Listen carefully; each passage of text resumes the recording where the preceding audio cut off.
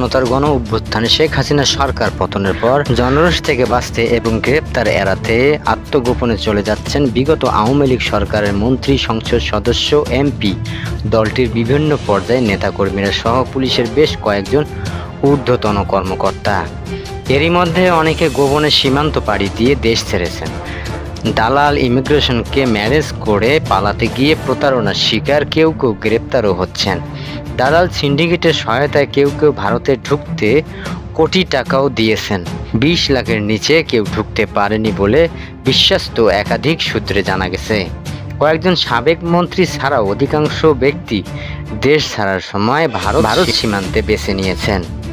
দেশ ত্যাগের জন্য তারা যশোর, ব্রাহ্মণবাড়িয়া, কুমিল্লা, হবিগঞ্জ, সিলেট, দিনাজপুরের হিলি এবং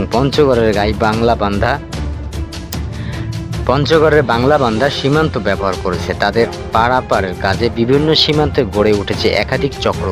এই চক্রের সদস্যরা প্রভাবশালীদের পার করে দিয়ে বিপুল অঙ্কের টাকা হাতিয়ে নিয়েছে বলে একাধিক প্রতিবেদনে জানিয়েছে। প্রতিবেদনে আরও বলা হয়, শেখ হাসিনা পালিয়ে যাওয়ার পর 5ই আগস্ট মধ্যরাতে খোদ আওয়ামী লীগের সাধারণ সম্পাদক ওবায়দুল কাদের যশোরে চলে যান। সেখান থেকে গুরুত্বপূর্ণ একটি নিরাপদ স্থানে আশ্রয় দেওয়া হয়। পরদিন তিনি বিশেষ পাহারায় সীমান্ত অতিক্রম করে বলে জানিয়েছেন যশোর ও বেনাপোলের বেশ কয়েকটি দায়িত্বশীল সূত্র। তবে তারা পরিচয় প্রকাশ করতে রাজি হয়নি। তবে বেনাপোল ছাড়াও বেশ কয়েকজন আওয়ামী লীগের নেতা কর্মী পার্শ্ববর্তী পুটখালি ঘাট এলাকা দিয়ে ভারতে ঢোকেন। তিনি এভাবে ভারতে পালাতে গিয়ে ভারতীয় সীমান্তে হত্যাকাণ্ডের শিকার হন কেন্দ্রীয় ছাত্রলীগের সাবেক সাধারণ সম্পাদক ইসহাক আলী খান পান্না। ভারতীয় অংশের দালালরা একা পেয়ে নির্যাতনের পর গলা টিপে হত্যা করা হয়। সংশ্লিষ্টরা বলেছেন, দালালদের সহায়তায় একের পর এক আওয়ামী লীগের নেতা ভারতে পালাতে সক্ষম হওয়ার স্থায়ীদের অনেকে ক্ষুব্ধ। এই কারণে এলাকার অপরিচিত কাউকে দেখে সন্দেহ হলে তাদের ধরে বিজিবির হাতে তুলে দেওয়া হচ্ছে।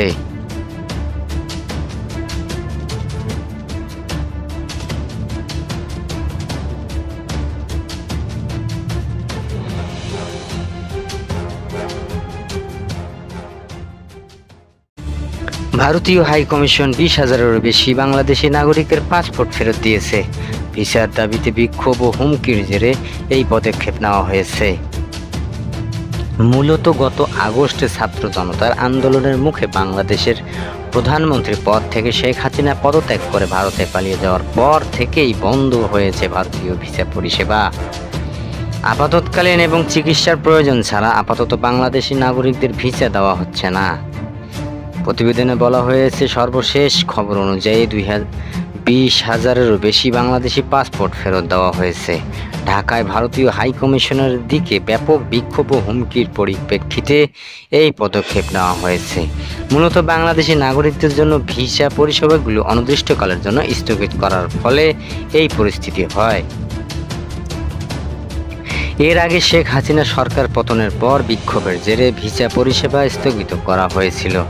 রাজনীতি পট পরিবর্তনের এই ঘটনা দুই দেশের মধ্যে উত্তেজনা বাড়িয়ে তোলে।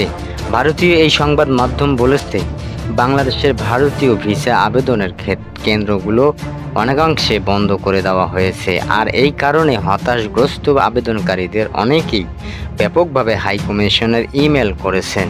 এমনকি কিছু ইমেলে ভাঙচুরের হুমকি দেওয়া হয়েছে। অবশ্য ভারতের বিদেশি পর্যটন ও দর্শনার্থীদের ভ্রমণের উল্লেখযোগ্য অবদান রেখেছে বাংলাদেশ।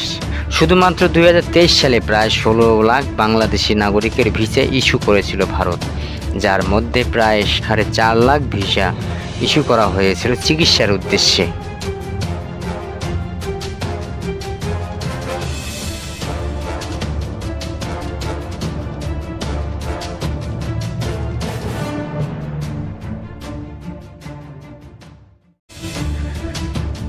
সরকারি চাকরির আবেদনের 35 বছর বয়সের নির্ধারণের দাবিতে অন্তর্বর্তী সরকারের প্রধান উপদেষ্টা অধ্যাপক ডক্টর ইউনূসের বাসভবন যমুনার সামনে অবস্থান নিয়েছে আন্দোলনরত শিক্ষার্থীরা।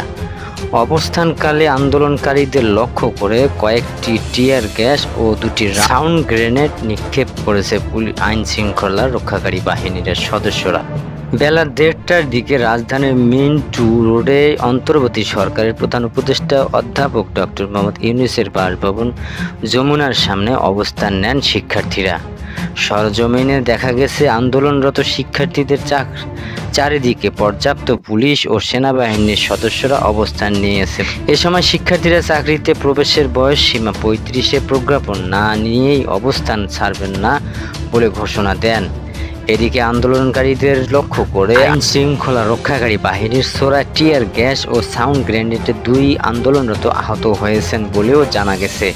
সমাবেশে অংশ নেওয়া এক ৩৫ প্রত্যাশী বলেন, চাকরিতে আবেদনের বয়স সীমা বৃদ্ধির দাবি নতুন নয়।